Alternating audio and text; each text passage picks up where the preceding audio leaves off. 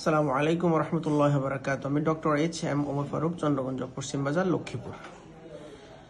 আমি একটি successful case video দেখাতে চাচ্ছি। এই ছেলেটি, তোমার নাম কি? শান্ত হোসেন। ওর প্রবলেম ছিল, ওর হাতে পায়ে অনেকগুলো ওয়ার্স ছিল, প্রায় 15-16টার মতো ওয়ার্স, মানে আঁচিল ছিল। তারপর চিকিৎসা আমি করলাম। তো চিকিৎসা করার পর আলহামদুলিল্লাহ ছেলেটি অনেক ভালো।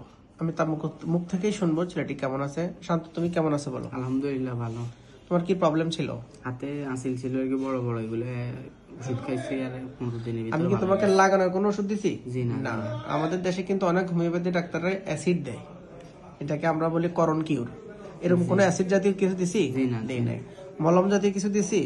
দেই না, শুধু ওষুধ। হোমিওপ্যাথিক, যেটা ক্লাসিক্যাল হোমিওপ্যাথি, আমরা এটাই করি।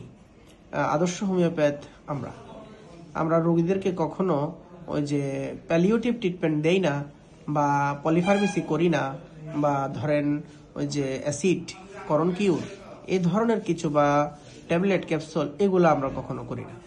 কারণ পিওর হোমিওপ্যাথি করতে হলে এই ধরনের কাজ করা যাবে না।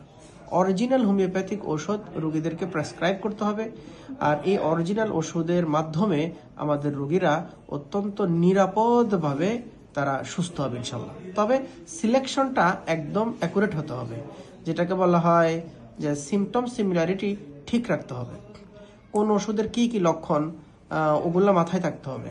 কোন রোগীর বডি স্ট্রাকচার কি, সেগুলো মাথায় রাখতে হবে। তো এটা কি তো বলে আপনার ডাক্তারি, আপনি চিকিৎসা করবেন হজবরল চিকিৎসা, তাহলে তো আপনি কখনো সাকসেস হতে পারবেন না। তাহলে এই ছেলেটাকে আমি কি ওষুধ দিলাম? আমার ইউটিউব চ্যানেলে আমি অনেক দিন আগে, কত 4-5 মাস হবে না শান্ত? 4 মাস হবে ভিডিও আপলোড দিয়েছিলাম, তার কেস রেকর্ডিং এবং মেডিসিনের আপলোড একটা দিয়েছিলাম। তো ওইখানে আমি তাকে কি ওষুধ দিয়েছিলাম, সেই ওষুধটাও সে স্লিপ হারিয়ে ফেলছে। তো আমার আগের ভিডিওতে সেখানে স্লিপ সহ ওষুধ সহ লেখা আছে। তো এটা তো জাস্ট আমার সাকসেসফুল কেস ভিডিওটা আপনাদের সামনে আমি উপস্থাপন করছি। তো এখানে ছেলেটিকে আমি তখন ওষুধ দিয়েছিলাম পালসিটিলা। আপনারা জেনে অবাক করবেন যে হোমিওপ্যাথিক ওষুধে পালসিটিলায় ওয়ার্ডস সেরে যায়। এটা তো হ্যানিম্যানের যুগান্তকারী ইনভেনশনের একটা অন্যতম প্রমাণ, যে treat the patient not the disease. রোগ নয় রোগীকে চিকিৎসা করো। এই যে রোগ নয় রোগীকে চিকিৎসা করতে গিয়ে গদবাধা চিকিৎসা করলে চলবে না, এবং সংস্কার মুক্ত থাকতে হবে আপনাকে। তাহলে ছেলেটির টোটালিটি অফ সিমটম মানে করসপন্ড করেছিল পালসিটিলায়। তাই আমি কয়বার দিয়েছেন তোমার ওষুধ? দুইবার ওষুধ পালসিটিলা দেওয়ার পরে তার অনেকগুলো ওয়ার্ডস ছিল, সবগুলো কিন্তু একেবারে চলে গেছে, একদম সুস্থ হয়ে গেছে ছেলেটি। তাহলে এই আবারও প্রমাণিত হলো যে treat the patient not the disease, এটা একটা সত্য ফর্মুলা।